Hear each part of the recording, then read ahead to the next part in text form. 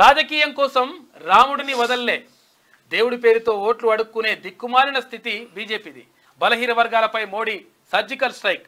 మాయమాటలతో తెలంగాణను వంచిస్తోన్న బీజేపీ ఫైనల్లో మోడీని ఓడించాల్సిందే. 10 ఏళ్లలో కర్ణాటకకు కాలి చెంబు.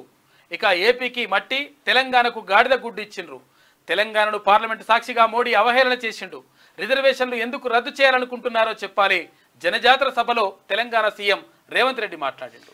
రాముడి పేరుతో బీజేపీ రాజకీయం చేస్తుందని, ఓట్ల కోసం రాముడిని బజార్లోకి తీసుకొచ్చిందని తెలంగాణ ముఖ్యమంత్రి రేవంత్ రెడ్డి అన్నారు. మంగళవారం కరీంనగర్ జిల్లాలోని జమ్మికుంటలో నిర్వహించిన జన జాతర సభలో సీఎం రేవంత్ పాల్గొని మాట్లాడారు. అయోధ్యలో శ్రీరాముడి విగ్రహ ప్రతిష్టాపన కన్నా 15 రోజుల ముందే గ్రామానికి అక్షింతలు పంచారని, ప్రతిష్టాపన కాకుండా అక్షింతలు ఎలా వచ్చాయని ప్రశ్నించారు. శ్రీరాముడు మాకు దేవుడేనని, హిందుత్వాన్ని దేవుడికి ఓట్ల కోసం వాడుకోమని చెప్తా ఉన్నారు రేవంత్ రెడ్డి నిన్న సభలో.